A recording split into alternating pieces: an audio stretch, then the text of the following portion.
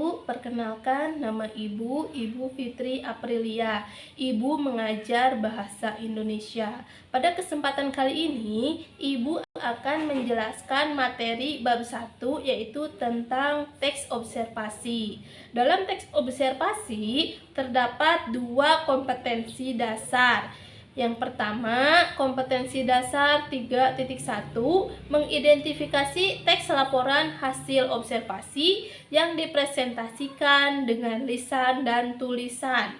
Kompetensi dasar 3.2, menganalisis isi dan aspek kebahasaan dari minimal 2 teks laporan hasil observasi. Adapun tujuan pembelajaran dari teks observasi ini, Ibu mengharapkan kalian dapat menentukan isi pokok laporan hasil observasi dan menentukan ciri-ciri kebahasaan dalam teks laporan hasil observasi. Dan tujuan yang kedua, di sini diharapkan kalian mampu menyusun ringkasan teks laporan hasil observasi. Apa itu teks observasi? Teks observasi yaitu suatu teks yang berfungsi untuk menjelaskan informasi tentang suatu objek yang telah diamati.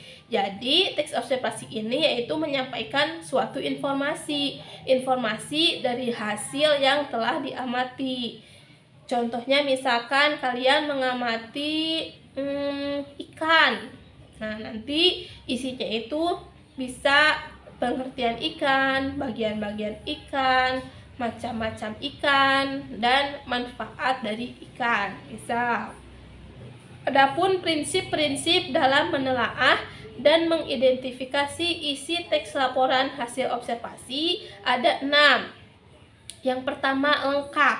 Lengkap di sini jadi kalian dalam mengamati sesuatu harus dengan lengkap.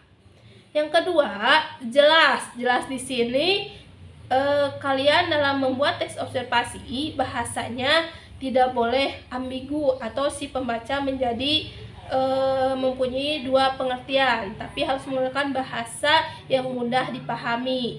Yang ketiga, benar. Benar di sini dari hasil yang diamati oleh kalian itu beritanya atau data yang kalian kumpulkan itu harus fakta, benar adanya. Yang keempat, sistematis. Sistematis di sini kalian membuat teksnya harus secara berurutan. Tidak boleh urutannya itu diacak, tapi harus sesuai urutannya. Objektif. Objektif di sini kalian harus berdasarkan apa adanya. Tidak boleh dilebih-lebihkan atau tidak boleh dikurang-kurangi. Ya, harus secara adil. Yang keenam, tepat waktu. Tepat waktu di sini dalam pengumpulan teksnya. Jika misalkan kalian disuruh mengumpulkan teks harus sesuai dengan waktu yang telah ditentukan. Adapun struktur teks laporan observasi, yang pertama ada pernyataan umum atau klasifikasi dan definisi, yaitu berisi informasi umum seperti nama, kelas, waktu observasi, tempat observasi, dan tambahan lain tentang hal yang dilaporkan. Biasanya definisi ini berupa pengertian, biasanya ditandai dengan kata adalah, yaitu, merupakan, ialah. Itu definisi. Yang kedua, deskripsi bagian, yaitu berisi perincian dan inti dari hasil observasi yang dilakukan. Misalnya di sini merincikan tadi, misalkan kalian melakukan observasi ikan. Berarti kalian menyebutkan bagian-bagian ikan boleh, atau macam-macam ikan juga boleh. Itu deskripsi bagian. Jadi menyebutkan bagian-bagiannya. Yang terakhir, strukturnya itu simpulan, berisi ringkasan umum dari hal yang dilaporkan. Biasanya bisa berupa manfaat isinya dalam simpulan itu. Ada kebahasaan dalam teks laporan hasil observasi. Yang pertama ada kata serta frasa perba dan nomina. Kata itu berbentuk morfem, yaitu satuan bahasa terkecil. Kata itu sering kita ucapkan ya, misalkan makan, minum, pergi, dia hanya terdapat satu kata. Sedangkan frasa itu gabungan beberapa unsur, namun tidak melebihi batas fungsi. Misalkan ayam hitam, berarti ayam yang berwarna hitam, atau rumah besar, berarti rumahnya besar. Contoh frasa itu. Verba itu kata kerja. Contohnya misalkan baca, tulis, lari, duduk. Tapi kata verba juga ada yang menggunakan imbuhan. Nomina misalkan kata benda. Kata benda di sini misalkan meja, buku, kursi, piring. Banyak ya, kata benda itu sering kita gunakan. Kebahasaan yang kedua yaitu ada afiksasi. Apa itu afiksasi? Afiksasi di sini adalah imbuhan. Jadi kalian membentuk kata dengan cara menggabungkan afiks pada bentuk dasar. Apa jenis-jenis afiksasi? Di sini ada awalan, ada infiks, ada juga akhiran atau sufiks. Yang pertama awalan atau disebut juga dengan prefiks. Jadi afiksasinya atau imbuhannya disimpan di awal. Ada apa saja imbuhan itu? Imbuhan prefiks ada contohnya di, ter, ke, se, ber, per. Ada misalkan bermain, berenang. Kata bermain kata dasarnya main, disisipi imbuhan ber, itu awalan. Jadi disimpan imbuhannya di awal. Kalau infik itu disimpannya di tengah-tengah. Ada apa saja? Misalkan ada L, R, M.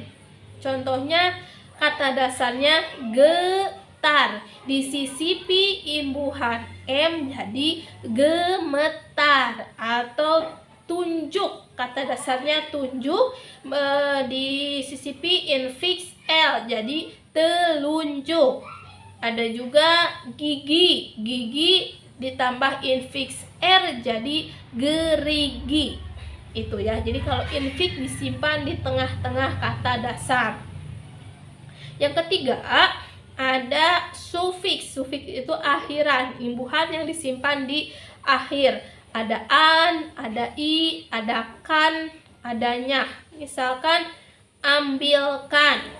Yang ketiga ada kaidah kebahasaan kalimat deskriptif dan kalimat definisi. Tadi kalau kalimat deskriptif dan definisi itu yang ada di struktur teks observasi. Deskripsi itu mendeskripsikan, jadi menjelaskan penggambaran, bisa tadi bagian-bagiannya, contoh-contohnya, atau misalkan macam-macamnya, itu deskripsi. Kalau sedangkan definisi itu biasanya menggunakan kata adalah, ialah, merupakan, jadi menjelaskan ya. Kalau definisi menjelaskan dengan menggunakan bahasa adalah, yaitu ialah. Kalau deskriptif di situ penggambaran, misalkan menyebutkan bagian-bagian atau macam-macamnya. Kebahasaan yang kelima ada konjungsi. Apa itu konjungsi? Konjungsi adalah kata penghubung. Kata penghubung ini disimpan di tengah-tengah karena kalimat dengan kalimat, atau ada juga konjungsi kata dengan kata atau klausa dengan klausa. Ibu di sini memberikan contoh konjungsi kalimat dengan kalimat. Berarti dua kalimat yang disisipi dengan konjungsi.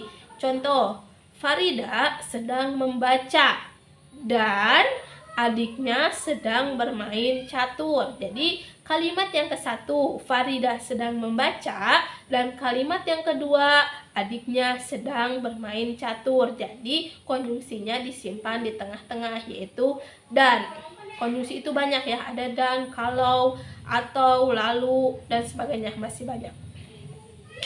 Adapun kaidah kebahasaan yang ke-6 ada kalimat simpleks dan kompleks. Simpleks itu kalimat yang menggunakan satu verba dan menyatakan aksi. Kalimat ini dapat disebut juga dengan kalimat tunggal karena hanya menggunakan satu kalimat.